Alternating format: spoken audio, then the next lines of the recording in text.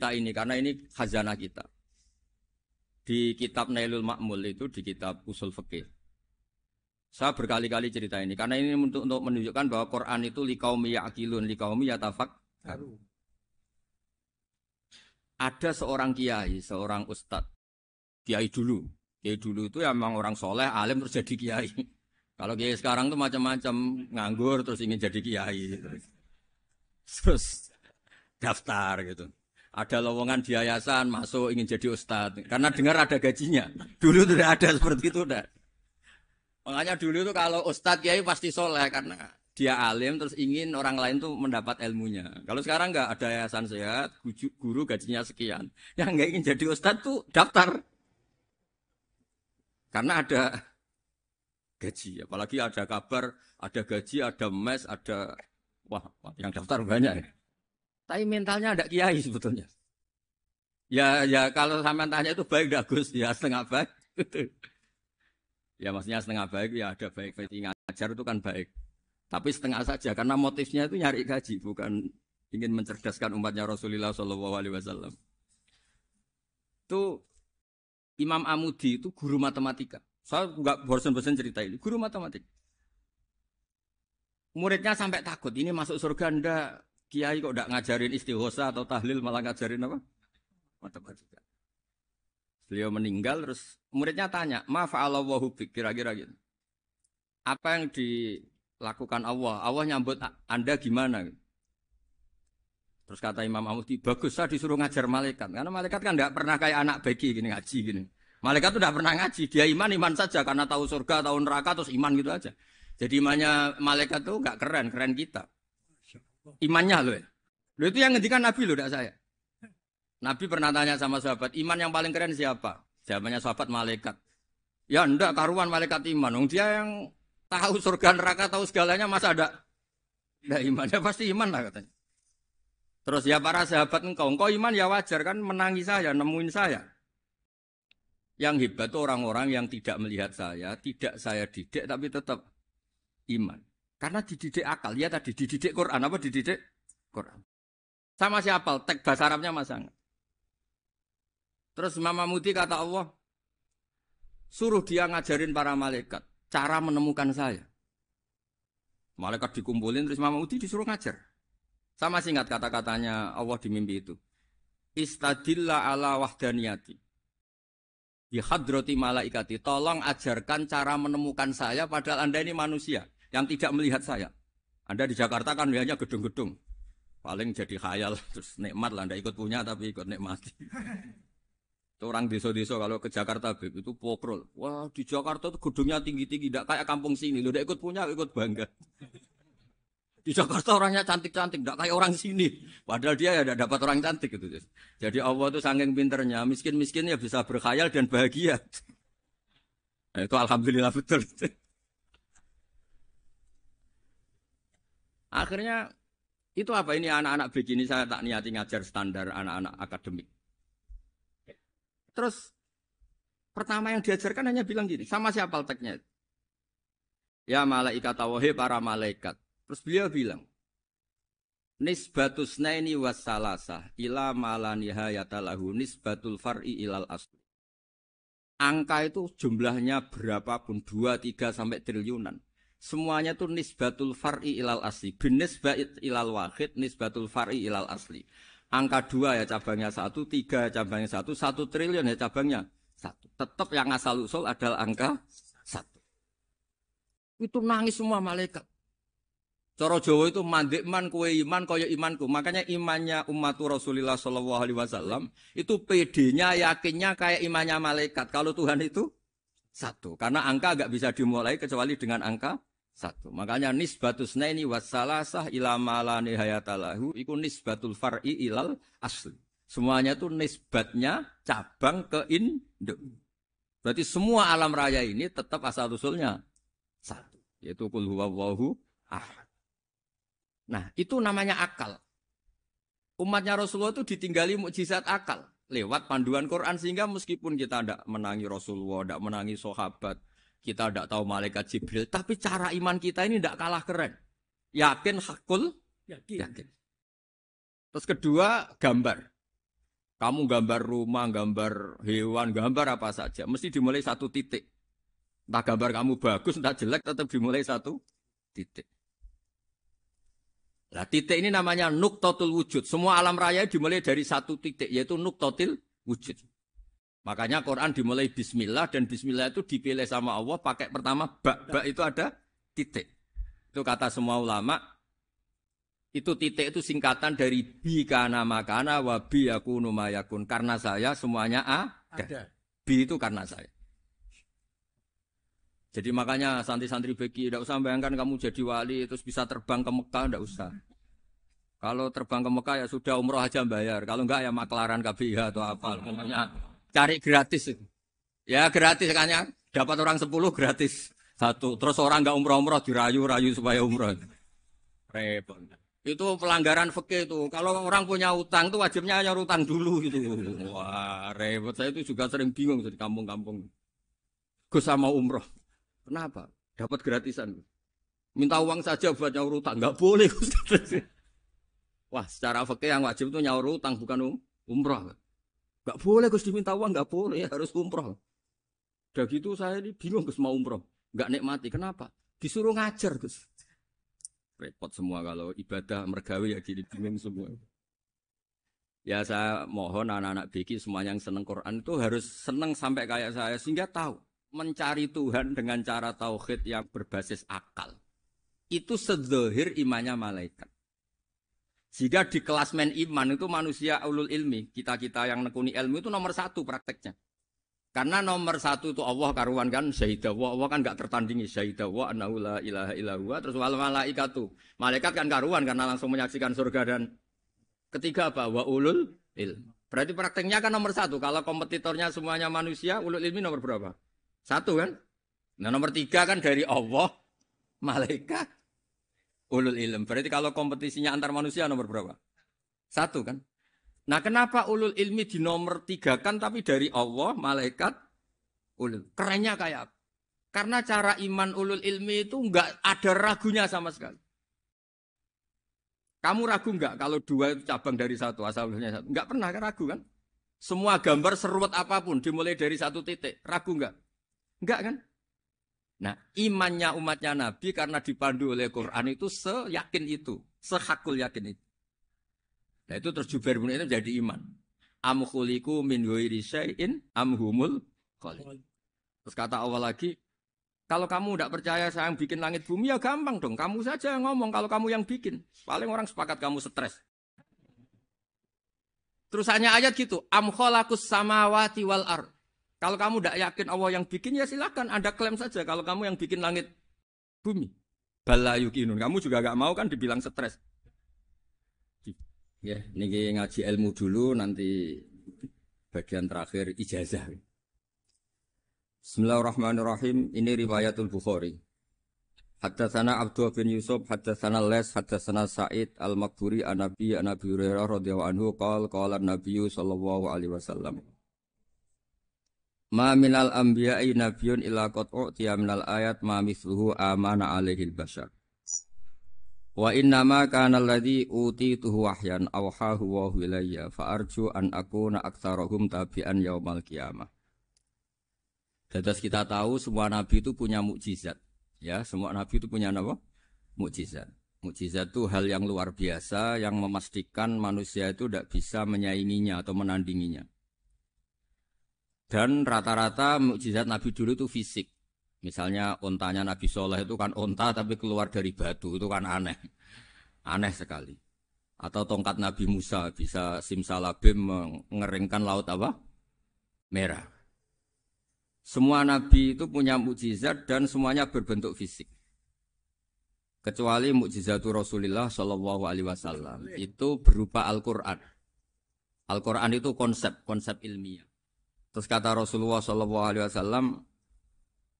tapi saya karena Quran itu justru berharap pengikutku besar dan sampai hari kiamat. Sekarang kita logika ya.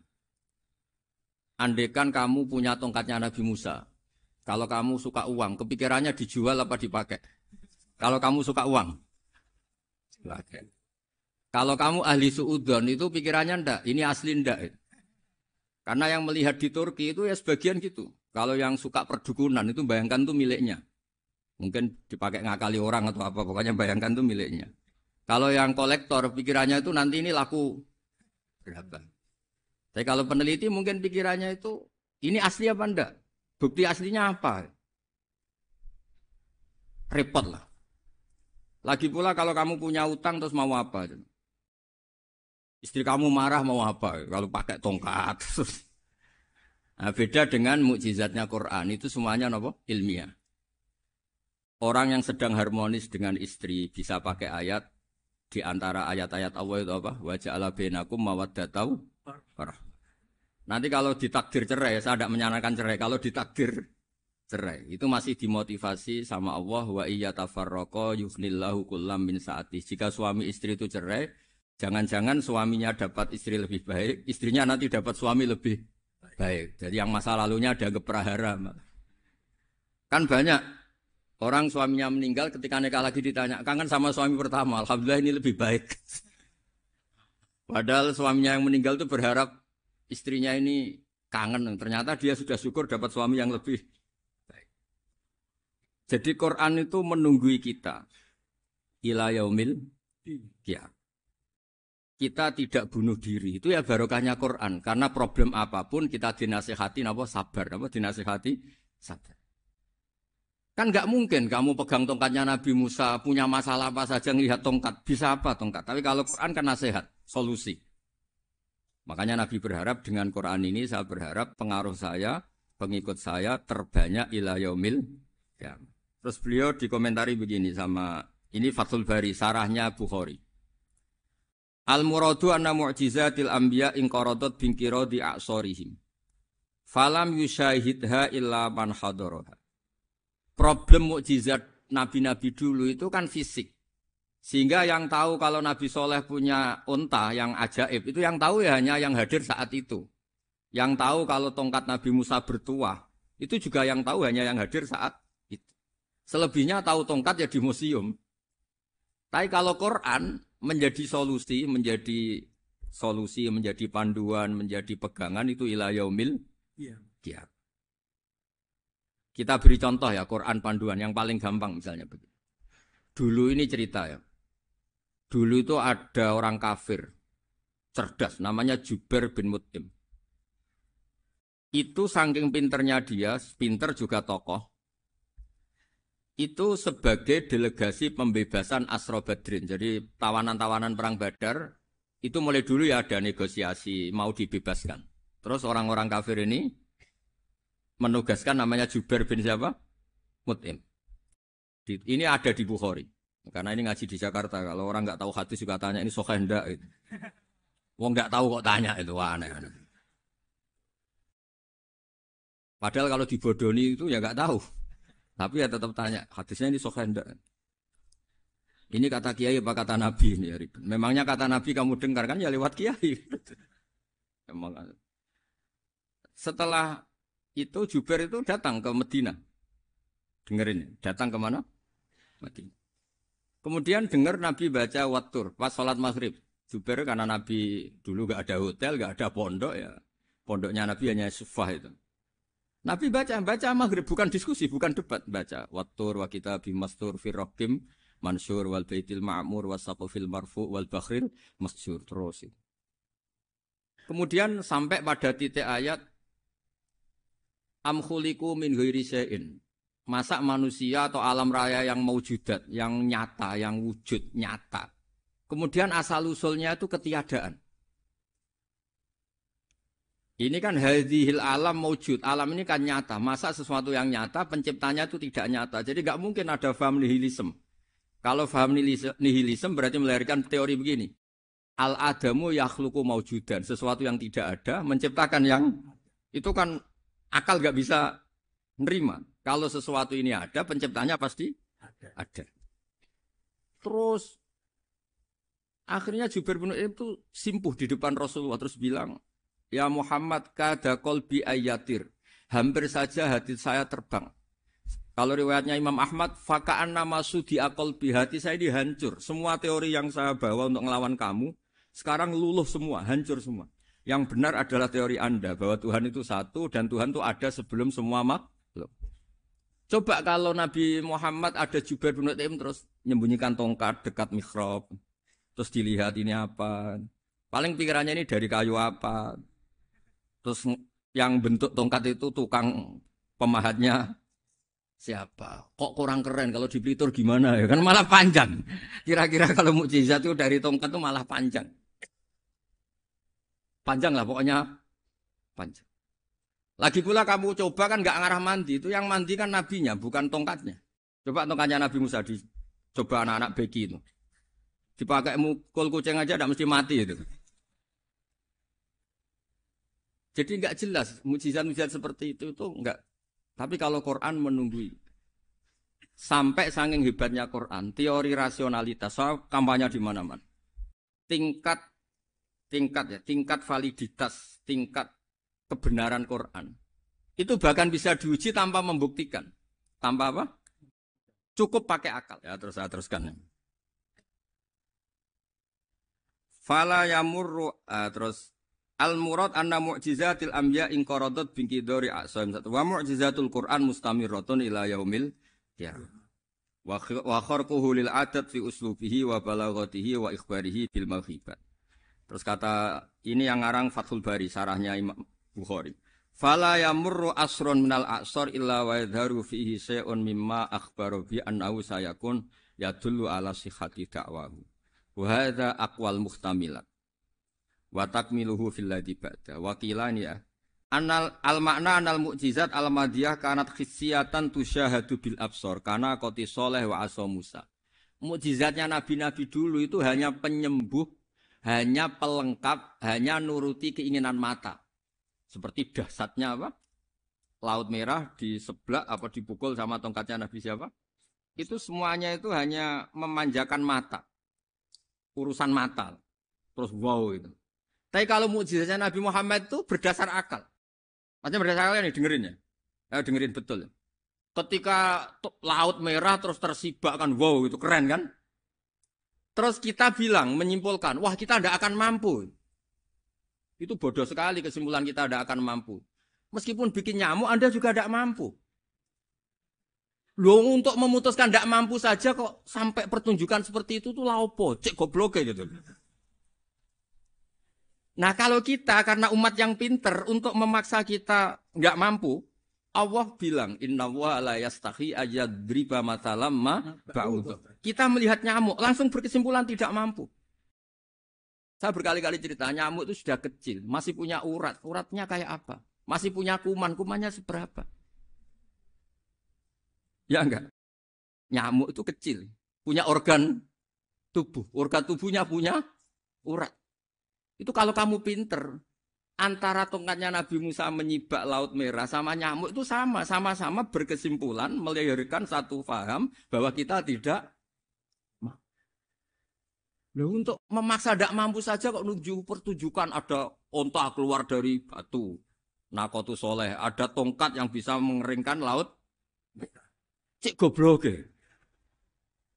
Nah kita alhamdulillah ada jenis goblok yang seperti ini. Untuk ikrar bahwa Allah itu hebat ala kulli syai'in cukup lihat nyamuk. Kagum kan? Sudah tidak usah bikin hidup. Saya berkali-kali mencontohkan. Para pemahat tak suruh bikin patung gajah itu mampu. Tak suruh bikin patung nyamuk kalau bisa. Nyari materi dari apa itu? Gampang mana bikin patung gajah sama patung nyamuk? Gajah, makanya Allah bikinnya contoh itu untuk ijaz itu pakai nyamuk bukan pakai gajah. Itu kalau ustadz-ustadz yang agak jorok malah contohnya nyamuk Gus. Itu kecil. Itu kayak apa? Di dalamnya dia hamil. Itu anaknya kecil lagi, telurnya kecil lagi itu gimana itu cara bikin itu? Makanya di sini ada kitab Itqan, itu komentarnya itu lucu. Ini kitab Al-Itqan karangannya Imam Suyuti. Ini persis komentar saya tadi ya. Kata Imam Suyuti, pengarang kitab Itqan, wa ya imma khissiyah wa imma akliyah. Jadi mukjizat itu ada yang fisik, bisa dilihat indra, panca indra, bisa dilihat akal. Wa aktsaru mu'jizati Bani Israil kanat khissiyah li baladatihim. Bilada itu goblok. Wakil lati basoirihim. Dasar wong goblok. Mukjizat kok ngenteni sing wow. Maksudnya dasar untuk ngakui Allah hebat saja kok nunggu halal yang seperti itu. Paham ya? Mergo likil lati napa aklihim. Wa aksaru mu'jizati hadil ummah akliyatun li farati dzakaihim wa kamali afwahihim. Dan mukjizatnya umat ini semuanya berdasar akal karena sudah cerdas. Jadi andaikan kita melihat tongkatnya Nabi Musa menyibak Laut Merah dengan melihat nyamuk, kesimpulan kita sama. Sama-sama wow, sama-sama keren, sama-sama memastikan kita tidak mampu. Makanya terus Quran menerangkan kita wa ma min dabatin fil ardi wala ta'iri yatiru bi janahihi illa umamun amsalukum. Jadi keseharian kita lihat burung kok terbang. Itu sudah ayatun min ayatillah. Paham ya? Dados niki kudu bangga ditunggoni napa Quran, nggih, ditunggoni napa Quran. Wa mu'jizatul Quran tusyahadu bil basirah fayakunu mayatabi'u li ajlihi aksar. Terus li annal ladzi yusyahadu bi ainir ra'si yang qaridu bin qiradi musyahidi. Sesuatu yang tampilan dahsyatnya itu disaksikan mata, maka itu bisa habis. Era tongkat Nabi Musa seperti itu habis enggak? Bisa mengeringkan Laut Merah, habis kan? Tapi era mukjizatnya Quran ila yaumil qiyamah. Ya contoh sosial, saya kembali lagi ke sosial. Kamu punya teman awet atau punya istri awet, itu konsepnya ya wal kadhiminal ghaidh, agak gampang tersinggung. Coba kalau kamu setiap tersinggung putus, setiap tersinggung habis, kamu tidak punya teman, tidak punya istri. Sampai kita awet seperti ini, kalau kecewa ya wal kadhiminal ghaidh, ngempet. Termasuk saya ini, biasanya ngaji khusus terus baca gini ya kecewa. Tapi barokahnya diwarai Quran wal kadhiminal ghaidh, ngempet Gus, ngempet.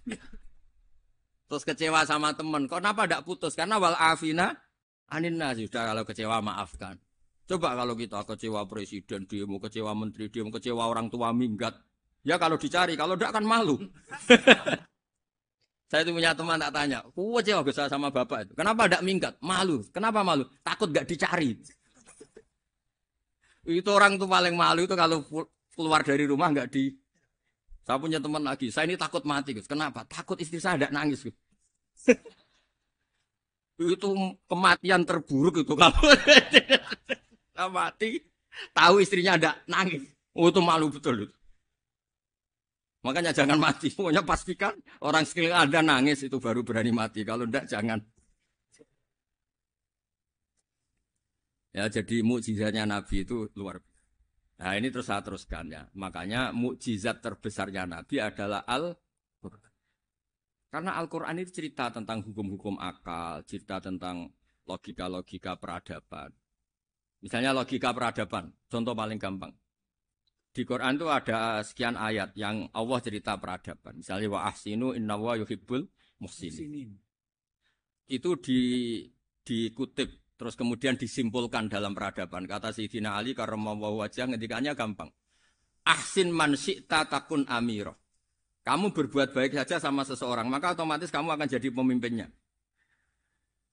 Ada orang nggak tamat SD, nggak tamat papa, gobloknya minta ampun. Tapi karena gaji seorang pakar, kamu tak gaji 1 bulan 1 miliar, perusahaan saya jadikan besar. Itu dikongkan ngalor ngidul ya nurut. Hanya karena dia ihsan. Terus wastaghni amman syi'ta takun nadhira. Saya ulang lagi. Wastaghni amman syi'ta takun nadhira. Dan kamu jangan butuh orang lain, siapapun dia, maka kamu akan setara.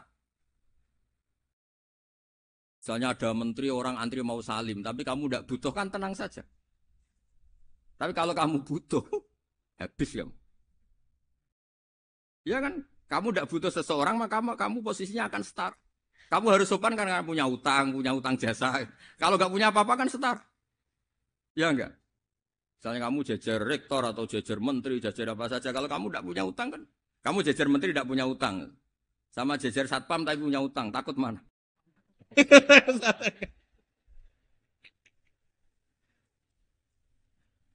Kalau butuh itu mesti kalah kan? Ada pejabat misalnya nggak begitu cantik sama perempuan cantik yang kamu butuh ingin dicintai, takut mak. Padahal nggak jelas orang ini pangkatnya apa.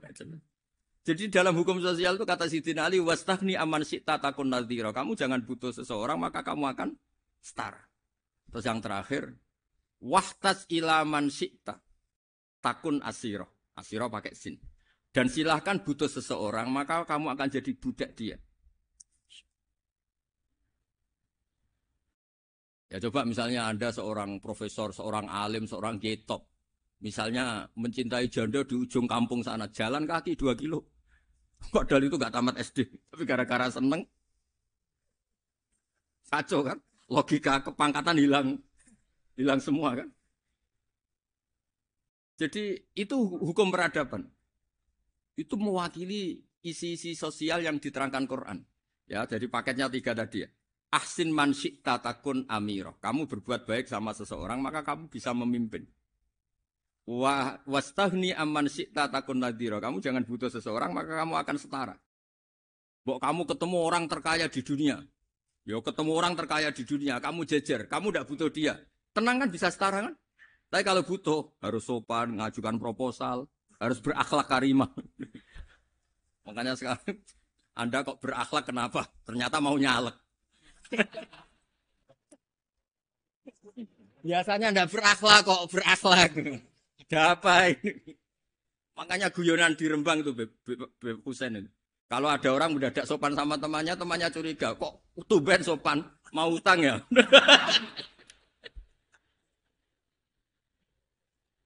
Zaman akhir itu kacau.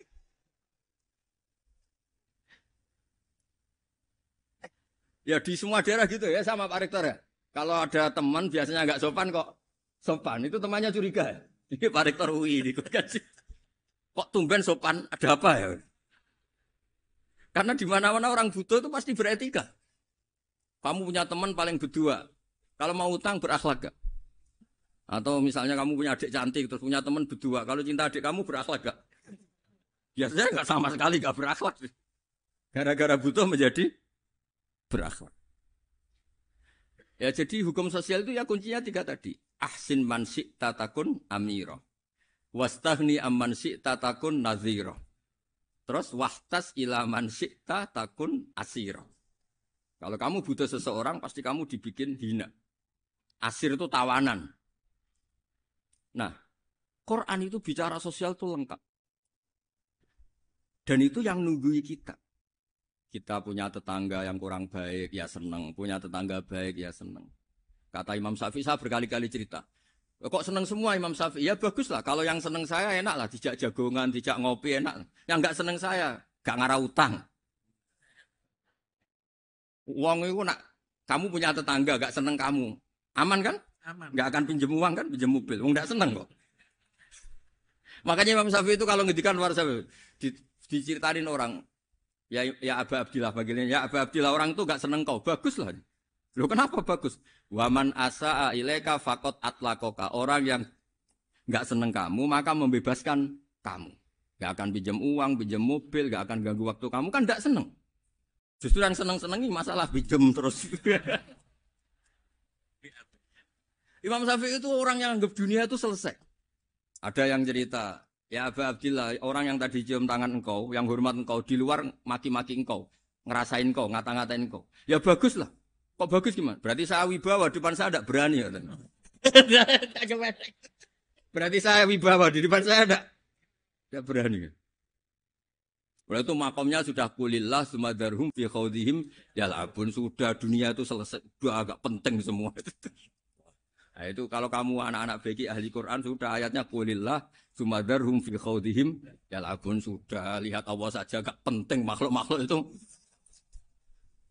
dah makhluk semua agak penting, sepenting Allah. Nah kita ini ditunggoni mukjizat seperti itu. Bayangkan misalnya kita ditunggoni tongkatnya Nabi Musa. Saya ngajar di sini terus ini tongkat. Terus nanti yang tanya, Gus itu kayu apa Gus? Nanti yang kolektor tanya itu harganya berapa Gus? Ruwet apa? Ternyata yang ahli suudon itu asli gak Gus? Wah. Yang ahli suudon kan mesti tanyanya gitu, itu asli gak Gus? Repot pokoknya. Tapi kalau Quran kan jelas, kenapa?